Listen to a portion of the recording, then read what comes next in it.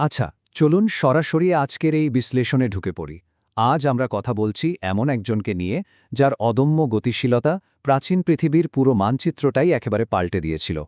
গ্রিসের এক ছোট্ট রাজ্যের রাজপুত্র থেকে কিভাবে তিনি হয়ে উঠলেন ইতিহাসের অন্যতম শ্রেষ্ঠ বিজেতা আলেকজান্ডার দ্য গ্রেট, তারই গল্প আজ আমরা জানব। সত্যি বলতে এটা শুধু রাজ্য জয়ের গল্প নয়, বরং এটা এমন এক দূরদর্শিতা আর সাহসের গল্প যা ভাবলে আজও অবাক হতে হয়। স্লাইডের এই কোটেশনটা একটু খেয়াল করুন। আলেকজান্ডারের বাবা রাজা দ্বিতীয় ফিলিপের বলা এই কথাগুলো কিন্তু স্রেফ কোনো সাধারণ উপদেশ ছিল না। এটা ছিল বিশাল এক স্বপ্নের বীজ। ভাবুন তো, বাবা আগেই বুঝতে পেরেছিলেন যে এই ছেলেটার জন্য একটা মাত্র রাজ্য কখনোই যথেষ্ট হবে না। এই একটা কথাই যেন আলেকজান্ডারের গোটা জীবনের সীমাহীন উচ্চাকাঙ্ক্ষার একটা শক্ত ভিত্তি তৈরি করে দিয়েছিল। তো চলুন শুরু করা যাক তার সেই বিশ্বজয়ের স্বপ্নের একেবারে শুরুর দিকটা দিয়ে। এই স্লাইডটা আমার ভীষণ ইন্টারেস্টিং লাগে। দেখুন, আলেকজান্ডারের মাইন্ডসেটটা কতটা ইউনিক ছিল। একদিকে তার শিক্ষক ছিলেন স্বয়ং অ্যারিস্টটল, যিনি তাকে বিজ্ঞান, সাহিত্য, দর্শন আর ভূগোলের মতো একদম প্র্যাকটিক্যাল জ্ঞানে ভরপুর করে তুলেছিলেন।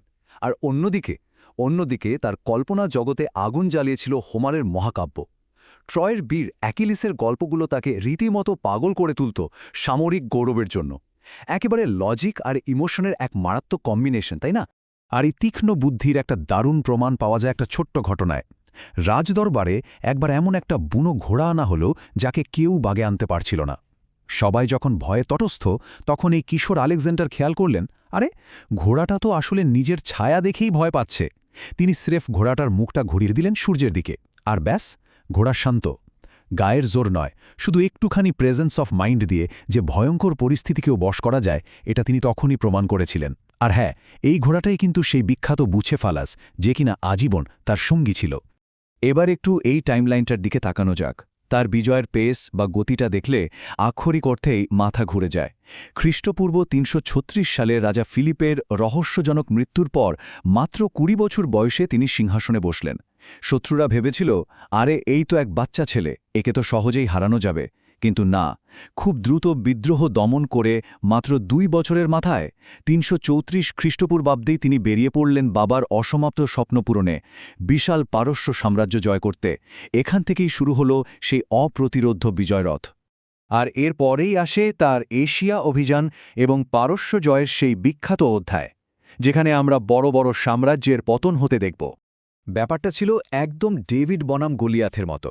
একটু খেয়াল করলেই বুঝবেন, পারস্য সম্রাট তৃতীয় দারিউসের ছিল যুদ্ধ হাতি আর রথসহ কয়েক লক্ষ সৈন্যের এক বিশাল বাহিনী, আর আলেকজান্ডারের সৈন্যসংখ্যা ছিল হাতে গোনা, অনেক কম, কিন্তু তাদের শৃঙ্খলা আর অটুট সাহস ছিল দেখার মতো। তবে সবচেয়ে বড় গেম চেঞ্জার ছিল তাদের লিডারশিপ। আলেকজান্ডার কিন্তু পেছনে বসে হুকুম দিতেন না, তিনি একেবারে ফ্রন্টলাইনে দাঁড়িয়ে নেতৃত্ব দিতেন। এই আক্রমণাত্মক আর একদম পিন পয়েন্ট স্ট্র্যাটেজি বিশাল পারস্য বাহিনীকে তাসের ঘরের মতো ভেঙে ফেলেছিল। গ্র্যানিকাস নদীর তীরে পারস্যিকরা ভেবেছিল গ্রিকরা যখন নদী পার হবে তখনই তাদের মেরে শেষ করে দেবে, কিন্তু আলেকজান্ডার সরাসরি সামনে থেকে এমন বাজপড়া আক্রমণ চালালেন যে ওরা বুঝতেই পারল না কী হলো। এরপর ইসুসের প্রান্তরে তো আরও এক ধাপ এগিয়ে গেলেন, সরাসরি সম্রাট দারিউসকে টার্গেট করে আক্রমণ। অবস্থা বেগতিক দেখে দারিউস তো ভয়ে পালিয়েই গেলেন, আর পারস্য বাহিনী পুরো ছত্রভঙ্গ হয়ে গেল। তবে এখানে একটা বিষয় মাথায় রাখতে হবে, আলেকজান্ডার কিন্তু শুধু একজন ধ্বংসকারী ছিলেন না।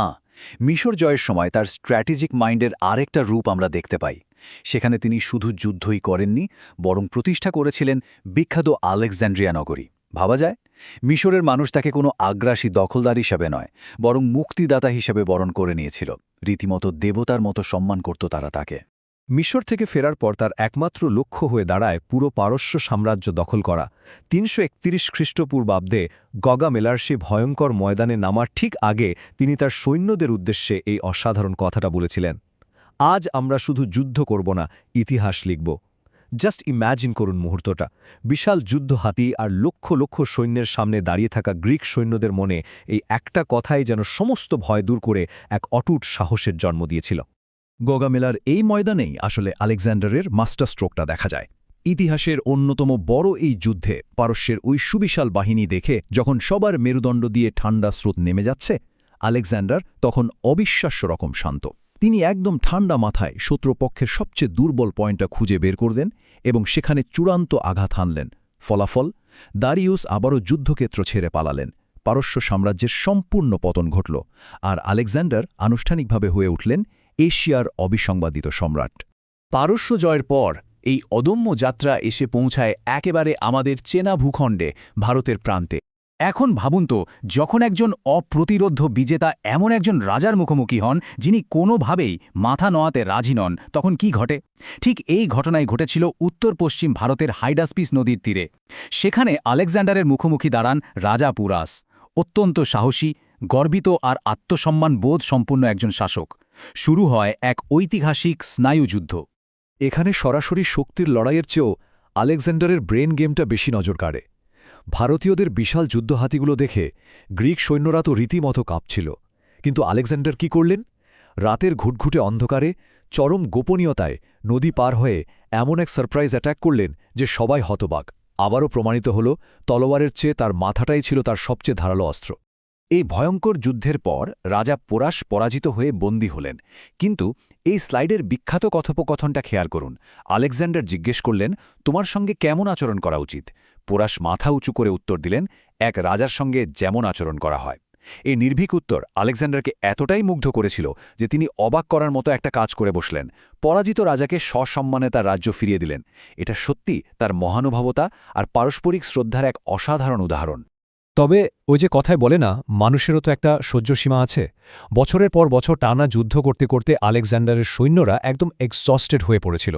তার ওপর পূর্ব দিকে নাকি আরও বিশাল আর শক্তিশালী সেনাবাহিনী আছে। এই গুজব শুনে তারা এতটাই ভয় পেয়ে গেল যে আর এক পাও সামনে এগোতে সাফ মানা করে দিল। শেষ পর্যন্ত এই বিদ্রোহের ফলে পৃথিবীর অপ্রতিরোধ্য এই গতির চাকা থমকে গেল, আর আলেকজান্ডার বাধ্য হলেন উল্টো পথে হাঁটতে। আর এখান থেকেই শুরু হয় তার এই মহাকাব্যিক যাত্রার শেষ পরিণতি আর অমর কীর্তির অধ্যায়। ফেরার পথে আমরা তার একটা ভীষণ মানবিক দিক দেখতে পাই।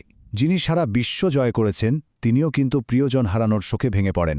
তার সেই ছোটবেলার বিশ্বস্ত সঙ্গী, প্রিয় ঘোড়া বুচেফালাস মারা যায় এই সময়। তিনি এতটাই কষ্ট পেয়েছিলেন যে ঘোড়াটার সম্মানে আস্ত একটা শহরই বানিয়ে ফেললেন, বুচেফালা। ভাবা যায়, পৃথিবীর মানচিত্রে নিজের প্রিয় প্রাণীর প্রতি ভালোবাসা এভাবেই চিরকালের জন্য খোদাই করে দিলেন তিনি। মাত্র 32 বছর বয়সে 323 খ্রিস্টপূর্বাব্দে ব্যাবিলনে এই মহান বিজেতা রহস্যজনকভাবে মারা যান। সেটা কি ম্যালেরিয়া জ্বর ছিল নাকি বিষপ্রয়োগ, সেটা আজও এক রহস্যই রয়ে গেছে। কিন্তু ভাবলে গায়ে কাঁটা দেয় যে এত অল্প সময়ের মধ্যে গ্রিস থেকে মিশর আর পারস্য থেকে ভারত পর্যন্ত তিনি যে বিশাল সাম্রাজ্যের ভিত গড়েছিলেন, মানব ইতিহাসে তা আক্ষরিক অর্থেই বিরল। তবে যদি জিজ্ঞেস করেন তার আসল কীর্তি কোনটা, আমি বলবো সেটা কোনো সামরিক বিজয় ছিল না। তার সবচেয়ে বড় বিজয় ছিল গ্রিক আর প্রাচ্যের সভ্যতার এই অসাধারণ মিলন। তার এই অভিযানের ফলেই পূর্ব আর পশ্চিমের মধ্যে বিজ্ঞান, শিল্প, ভাষা আর দর্শনের এক অভূতপূর্ব আদান-প্রদান শুরু হয়। আর এই সাংস্কৃতিক মেলবন্ধনই কিন্তু আমাদের মানব ইতিহাসের গতিপথ চিরকালের জন্য পাল্টে দিয়েছিল। সবশেষে একটা প্রশ্ন দিয়ে আজকের এই বিশ্লেষণ শেষ করতে চাই। তিনি হয়তো ভৌগোলিকভাবে পুরো পৃথিবী জয় করতে পারেননি, কিন্তু এই যে অদম্য সাহস, বিশাল স্বপ্ন আর দুই ভিন্ন সংস্কৃতির মধ্যে যে চিরস্থায়ী সেতু তিনি তৈরি করে দিয়ে গেলেন, তাতে কি বলা যায় না যে ইতিহাসের হৃদয়ে তিনি চিরদিনের জন্য জয় করে নিয়েছেন? এই বিষয়টা একটু ভেবে দেখবেন। আজ এখানেই শেষ করছি। আশা করি আলেকজান্ডারের এই অবিশ্বাস্য যাত্রা আপনাদের ইতিহাস নিয়ে নতুন করে ভাবতে সাহায্য করবে।